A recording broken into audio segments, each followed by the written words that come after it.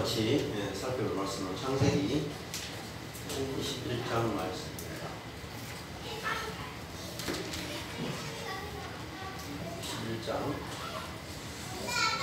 1절에서 21절까지 21장 1절에서 21절까지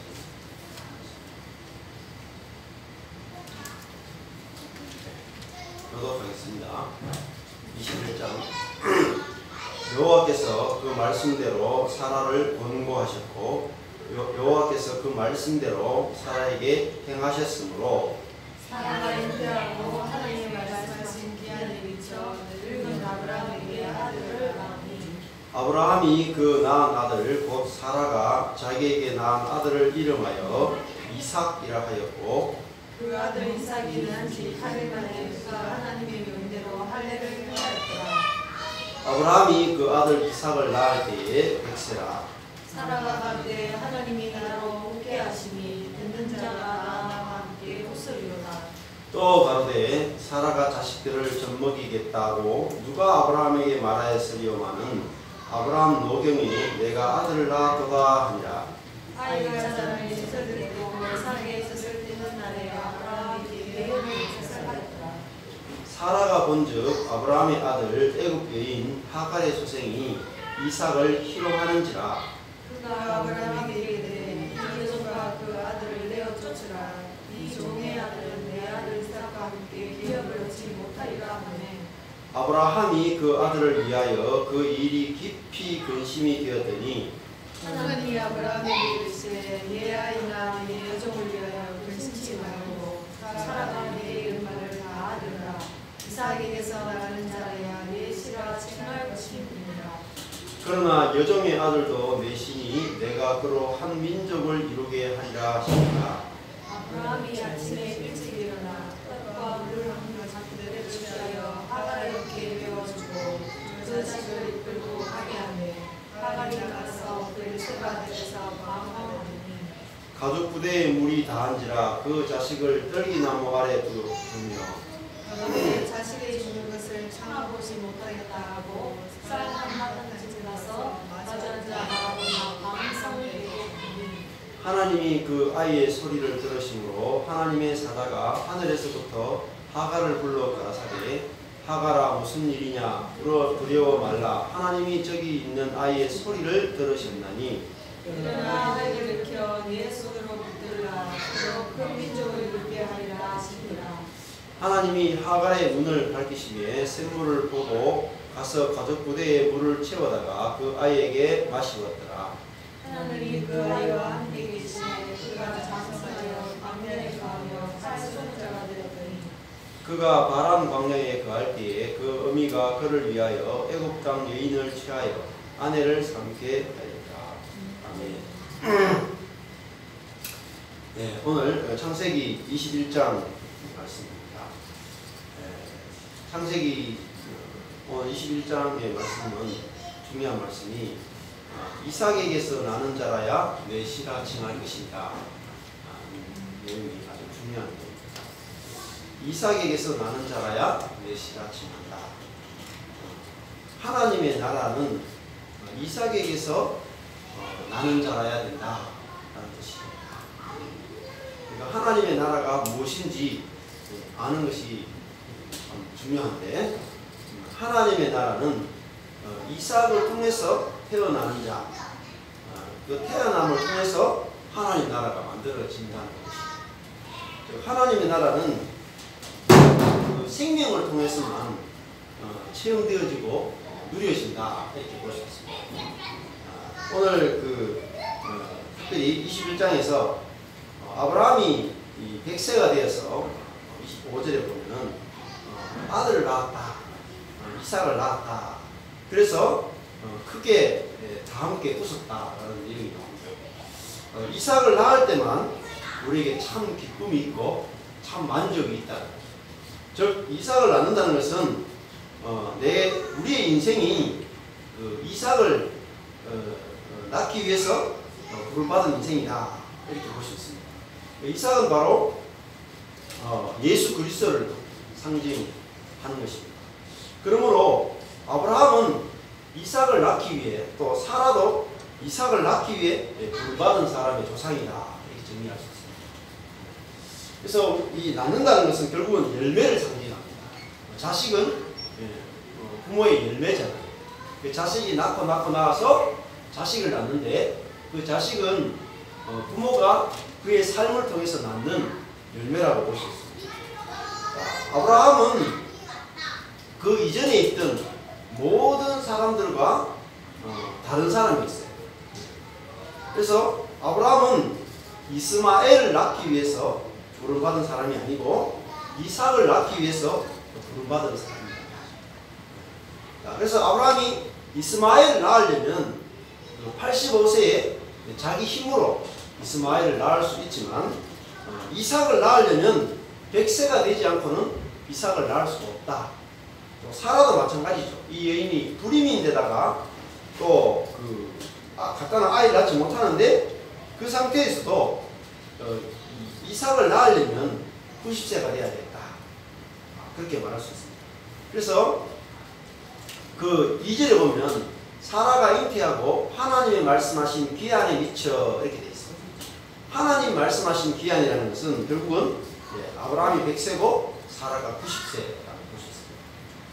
그래서 아브라함과 사라는 예수 그리스도를 낳기 위해서 부름받았다. 또 우리도 예수 그리스도를 낳기 위해서 부름받았습니다. 노아가 셈과 함과 야벳을 낳았죠. 그리고 옛 세상이 노아 홍수로 다 끝나고 노아 홍수 후에 새로운 세상이 시작했지만 노아는 셈과 함과 야벳밖에 낳지를 못했어요.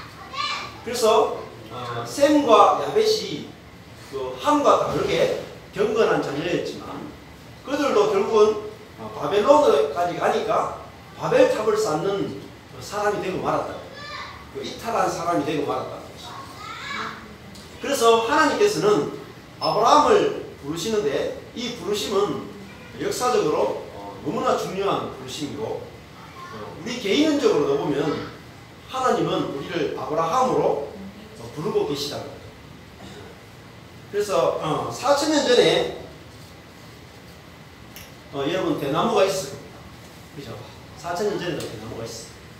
근데 4000년이 지난 지금도 대나무가 있어요.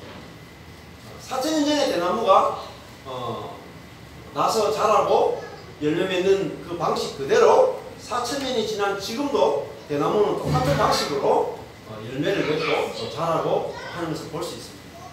마찬가지로 아브라함이 4000년 전의 사람이지만 아브라함이 부름받고 아브라함이 100세가 되어서 이삭을 낳는 이 과정은 4000년이 지난 우리도 똑같이 우리가 하나님께 부름을 받고 우리가 100세가 될 때에 예수 그리스도를 낳는 것과 동일한 이야기를 하고 있다는 거죠. 자, 아브라함의 이야기와 내 이야기가 동일하지 않다면 그것은 역사에 지나지 않습니다. 반복되지 않는 거고 나와 상관없죠. 근데 이 아브라함의 이야기는 바로 내 자신의 이야기다. 내 자신의 이야기다. 이렇게 할 수 있습니다. 자, 아브라함이 오늘 이삭을 낳았다 했는데 이삭은 다른 쉽게 이제 표현하면 이삭은 새로운 씨다 이렇게 볼 수 있어요. 하나님이 내가 너에게 씨를 주겠다 할 때 그 씨는 제라라고 하는데요. 히브리어로 제라인데 씨앗을 상징합니다. 그래서 이 씨는 뭘 상징하냐면 씨는 그 속에 생명이 들어있다. 그리고 그 씨 곧 후손은 여자의 후손 그럴 때 여자의 씨를 말합니다. 그 씨 안에는 생명이 들어있어 가지고 땅에 묻혀지면 그 생명이 나타나 가지고 그 생명대로 자라게 되지. 아브라함이 이삭을 낳았다는 말은 이삭은 새로운 씨앗이다 이렇게 말씀드릴 수 있습니다. 새로운 씨앗. 그러니까 아담부터 시작해서 아브라함 때까지 이삭과 같은 씨앗은 없었답니다. 이것을 아는 굉장히 중요해요. 있거든요. 그러니까 이삭이라는 것은 지금까지 한 번도 없었던 새로운 씨앗이 떨어진 거죠. 그래서 하나님 나라는 새로운 씨앗, 새로운 생명이 없으면 하나님 나라가 시작될 수 없다는 거예요.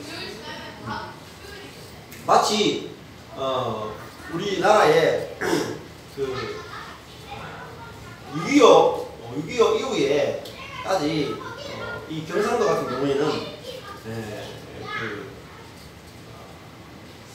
정말 굶주린 날들을 살았습니다. 하루에 2끼 정도밖에 못 먹었을 거예요. 특별히 이제 봄이 지나고 겨울이 지나고 봄쯤 돼가지고 볼이 날 때쯤 되면 사람들이 정말 먹을 것이 없어가지고 정말 그 나무 껍질을 채취해가지고 먹을 정도로 굉장히 가난했고 한 2끼 정도밖에 못 먹었습니다. 그런데 씨 없는 수박을 만들었던 그 박사님이 태국이나 이런 데 가가지고 벼를 재배해가지고 통일벽씨를 만들었습니다. 통일벽. 근데 그 통일벽을 만든 이후에 같은 그 논에서 3배 정도의 수확이 나오기 시작했어요. 그래서 생각해보면 저는 우리 집이 뭐 어릴 때 왜 가난했을까 이렇게 생각했을 때 별로 이제 몰랐는데 나이 들어보니까 저희 집에 논이 한 두세 마지기 있었다 그러더라고요. 그러니까 논 2마지기에서 쌀이 한 2가마니 나오는가? 한 논에도 한 2가마 정도 나온다고 쳐보십시오.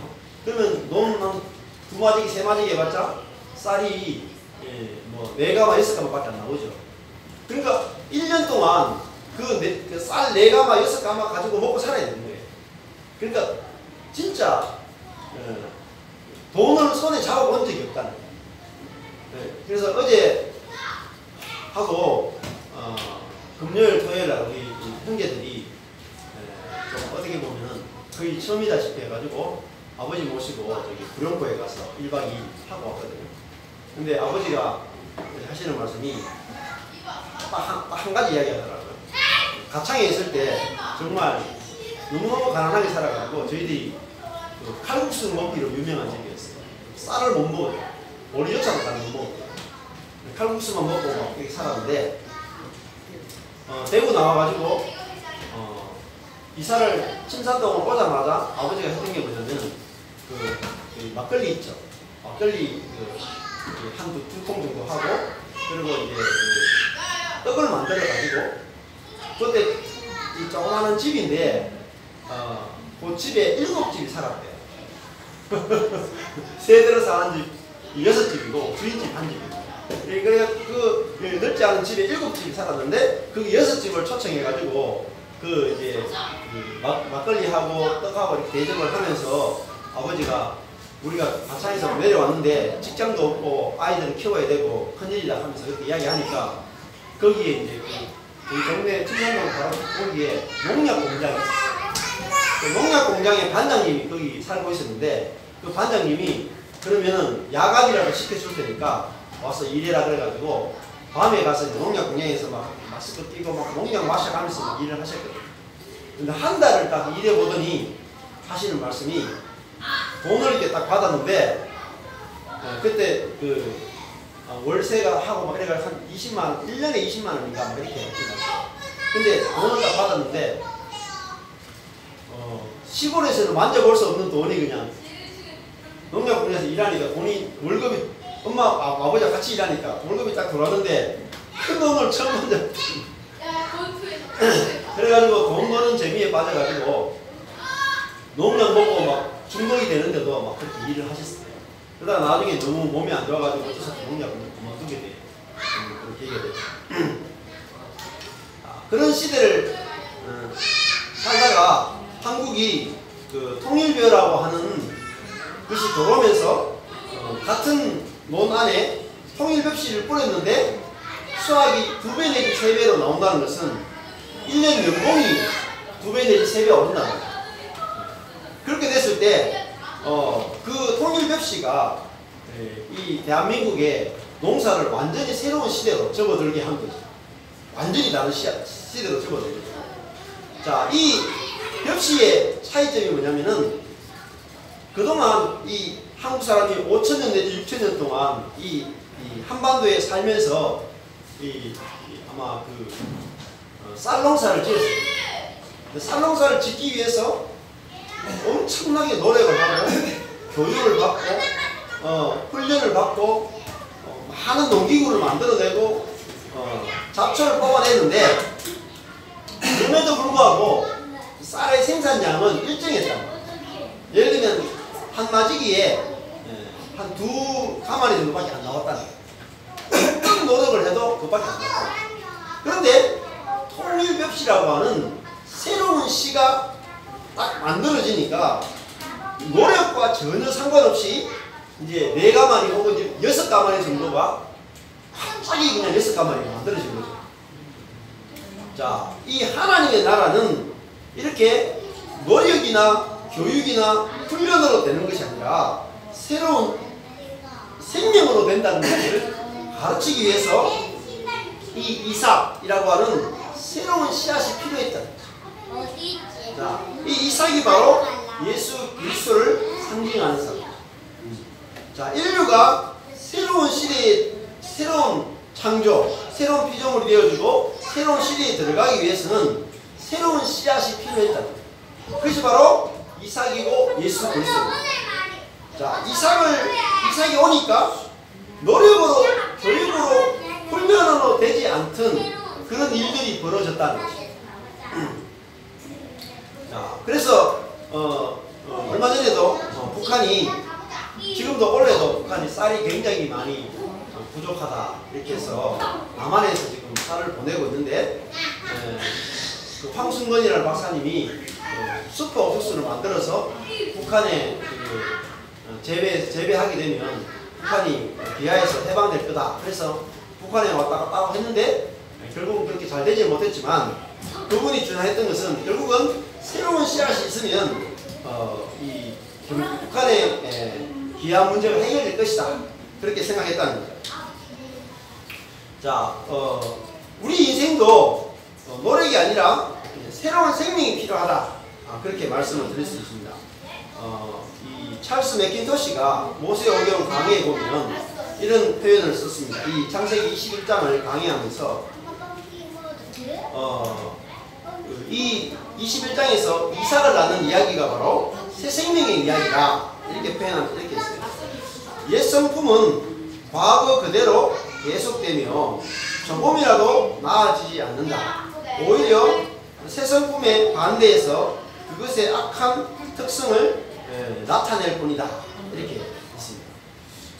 그러면서 중생에 대해서 설명하기를 중생은 옛 성품의 변화가 아니라 중생은 옛 성품이 훈련에 의해서 변화되는 것이 아니라 새 성품의 첨가다. 중생은 그리스도의 왕성하신 사역에 기초한 그리고 성령의 역사에 의거한 둘째 아담의 성품 또는 생명의 주입니다. 자, 둘째 아담의 성품, 둘째 아들의 생명이 주입되는 것이 중생이다. 이렇게 둘째 아담의 생명이 우리 속에 들어와서 그 생명으로 살아가는 것, 그것이 바로 중생이다. 이렇게 표현했습니다. 그러니까 자, 우리가 처음에 우리 인생이 시작될 때 우리는 첫째 아담의 성품, 곧 생명으로 살고 있었다는 것이죠. 첫째 아담의 생명과 성품은 다른 말로 하면 선악을 아는 지식이었다는 것이죠.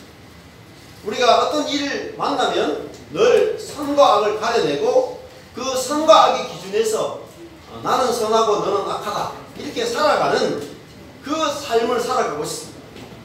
그런데 우리가 교회 안에서 교회에 들어와서 율법을 배우게 되죠. 신앙생활 하면서 율법을 배우게 되는데 이 율법은 곧 선악을 아는 지식이기 때문에 우리가 아무리 노력을 해도 우리의 생명을 바꾸낼 수 없다는 거죠. 생명이 바꾸어지려면 4절과 5절에 오늘 말씀 보니까 할례가 필요하다는 거죠. 할례는 우리가 원래 갖고 있었던 첫 아담의 생명이 잘라지는 것을 설명합니다. 그리고 5절에 보면 이삭을 낳을 때 백세라고 하는 것은 우리의 첫 생명이 끝나는 것이 바로 백세랍니다. 그리고 이제는 이삭이라고 하는 새로운 생명이 우리 속에서 나와서 그 생명으로 살게 된다고 하는 것이죠. 우리가 교회 생활을 저도 오랫동안 했는데요. 생명이 바꾸어지는 것, 이것을 아는 것은 참으로 신비하고 놀라운 겁니다. 우리가 그 아담의 생명 안에서는 아무리 노력해도 교만한 것을 벗어날 수가 없습니다. 이번 주에 이제 성경 공부하면서 이런 이야기를 했어요.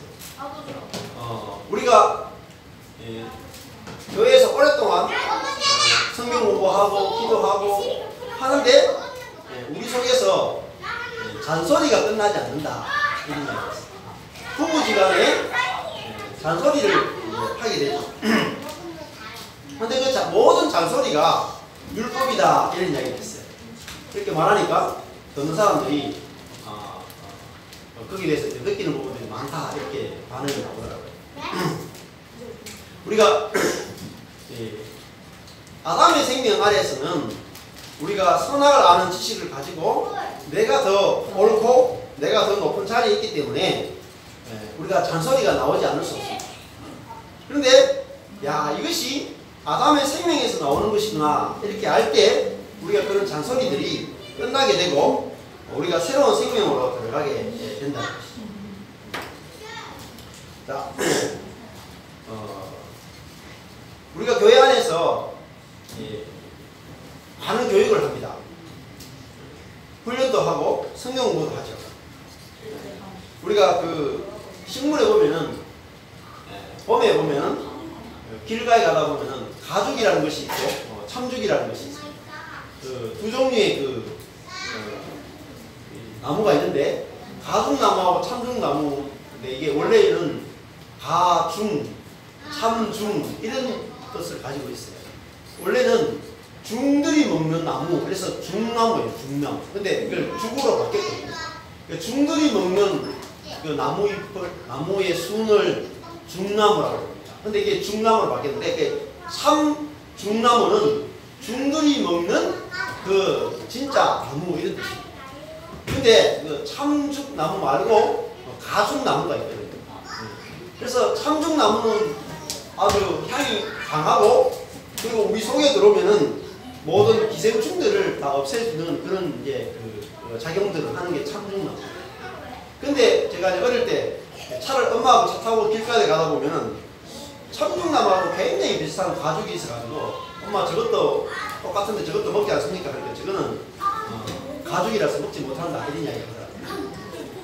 자, 그러면 우리가 처음에 부모로부터 태어날 때 우리는 가죽나무와 같은 존재로 태어난다. 근데 예수 그리스도를 우리가 영접하게 될 때 우리는 참죽나무와 같은 존재로 우리가 변형된다는 이야기를 할 수 있어요. 자, 가죽나무는 여러분이 가죽나무를 집에 이렇게 길가에 있는데 그 가죽나무를 교육을 하고 훈련을 하고 거름을 주고 좋은 비료를 주면 어떻겠습니까? 아무리 좋은 비료를 주고 거름을 주고 가지치기 해주고 잡초를 뽑아줘도 가죽나무는 영원히 가죽나무일 거예요. 우리가 이런 생각을 할 거예요. 내가 교회 다니는데 부부지간에 관계가 별로 그렇게 성숙이 없다. 결혼할 때나 지금까지 별로 그렇게 차이가 없다. 싸우는 거 똑같이 싸우고 다투는 거 똑같이 다투고 그렇다는 것은 우리 속에서 새 생명이 자라지 않는다. 그 생명이 바뀌어야 된다는 걸 모른다. 가죽나무는 아무리 기도하고 금식하고 구제하고 훈련해도 늘 가죽으로 남아있었습니다. 그래서 그리스도인들이 예수 믿어도 변화되지 않는구나 이렇게 생각하는데, 성경은 뭐라고 말하냐면은 이 가죽나무를 잘라서 참죽나무에 접을 붙이면 그때부터 가죽나무 줄기에서 참죽이 나오기 시작한다는 것입니다. 이것처럼 우리가 우리 속에서 새로운 열매들이 맺히려면은 반드시 잘라지고 접붙여지는 과정이 필요하다. 잘라지고 접붙여지는 과정. 우리가 훈련으로 되지 않고 잘라지고 접붙여지는 과정을 통해서 우리는 새로운 것을 생명을 맛보게 되는 거예요. 자, 그러려면 뭐가 잘라져야 되냐면 우리 속에 이 선악을 아는 지식이 얼마나 우리 자신을 죽이는지를 확실하게 경험할 때 그게 바로 백세라고 할 수 있습니다. 자, 우리 속에 부부지간에도 마찬가지고 다른 사람과의 관계 속에서 관계가 더 이상 좋아지지 않는 것은 무엇 때문입니까? 우리 속에서 끊임없이 나는 선하고 너는 악하다는 것이 계속해서 나오기 때문이죠. 그래서 어떤 훈련으로도 우리 속에서 그런 판단과 또 정죄가 끝나지 않는다는 것을 알게 됩니다. 그렇다면 우리 속에 교육이나 훈련이 아니라 우리 속에서 판단과 정죄가 흘러나오는 그 생명 자체가 끝나야 된다는 것을 보여주고 있죠. 그래서 하나님이 아브라함을 불러서 100세까지 아들을 낳지 못하게 하고 또 사라가 90세까지 아들을 낳지 못하게 한 것은 새로운 아들을 낳기 위해서 하나님께서 그렇게 하셨다는 것을 우리가 알 필요가 있다는 것이죠. 그래서 꼭 할례가 필요하다 이렇게 말씀드렸습니다. 교회를 이제 복음을 이렇게 전하면 저도 이제 주중에 성경공부를 이렇게 하면서 사람들이 갖고 있는 많은 질문 중에 하나가 꼭 율법을 버려야 되는가 라는 질문입니다. 율법이 좀 그래도 교회에 남아있으면 안 되는가. 그리고 제일 버리기 힘든 것이 정치에 대한 견해입니다. 정치 문제만 딱 생겼다 그러면 선악의 판단이 확 올라오고 그리고 이제 판단과 정죄가 막 굴릴듯 내려다니죠. 오늘 말씀 보면은 어떤 일이 벌어졌냐면은 8절에 보면은 이삭이 이제 자라요. 그리고 이삭이 젖을 때는 날이 도래하고 아브라함이 큰 잔치를 배설했다 이렇게 말합니다. 이삭이 젖을 때는 날에 잔치를 배설했다는 말은 천국 잔치가 벌어졌다는 것 같아요. 이 천국 잔치에 어떤 일이 벌어지냐니까 9절에 보면 애국 여인 하갈의 소생 이스마엘이 이삭을 비웃는 사건이 벌어집니다. 희롱하는 사건이 벌어집니다. 그래서 그 이스마엘 즉 율법을 따라 난 자, 율법을 따라 능력이 있는 자, 장자, 큰 자가 바로 이스마엘이죠. 나이가 많고 크고 능력이 있는 이 율법의 아들이 은혜로 태어난 작은 이삭을 희롱하는 사건이 벌어졌다. 그래서 하나님 나라 안에 지금 이스마엘과 이삭이 같이 있는데 같이 있을 수 없다는 것을 우리에게 말씀해 주고 있다는 것이죠. 10절에 가면 그가 아브라함에게 이르되 사라가 말하죠. 이 여종과 그 아들을 내어 쫓아라 이렇게 말합니다. 이삭과 이스마엘은 함께 있을 수 없다. 내어 쫓아라. 그러니까 율법과 은혜는 함께 있을 수 없다는 거죠.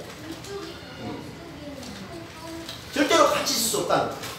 근데 인간들이 갖고 있는 개념이 그 은혜도 필요하지만 율법도 필요하다. 이것이 인간들이 갖고 있는 본성입니다. 본성. 그런데 성경은 둘이 같이 살 수 없다는 거죠.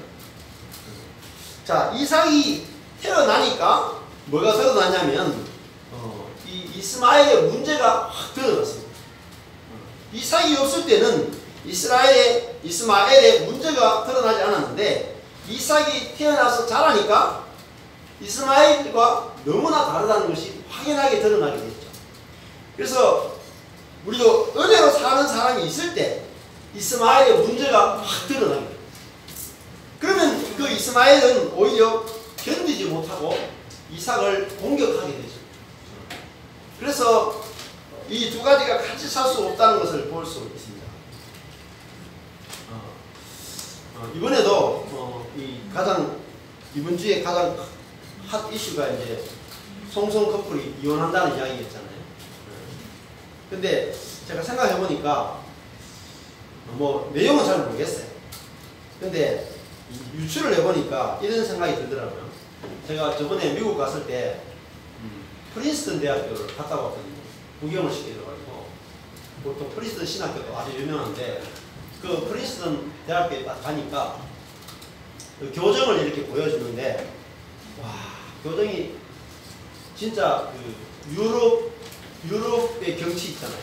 그것처럼 건물 하나하나가 있잖아요. 조화를 이루면서 너무나 좋은 건물이 쫙 있는데 그 길을 이렇게 꾸며놨는데 정원과 가로수를 해놨는데 와, 정말 그림 같더라고요. 그래서 그 프린스턴 안에 이렇게 교정을 둘러보고 또 그 안에 이제 그 예배당을 들어갔는데 예배당이 완전히 그 성당이 아니고 예배당인데 스테인드 글라스가 쫙 되어 있고 이렇게 위가 이렇게 도움처럼 되어 있고 앞에 이제 목재로 나무로 해가 쫙 이렇게 설교할 수 있는 연단이 쫙 이렇게 되어 있는데 진짜 웅장하더라. 거기서 앞에서 설교하면은 마이크도 필요 없고 그냥 소리가 울려. 같이 간 사모님이 찬양을 하는데 진짜 막 울리더라고. 자, 그걸 보면서 여러분 그 프린스턴 대학교에 다니던 사람이 암양 초등학교 가가지고 가질 수 있겠습니까? 네? 만족이 되겠습니까?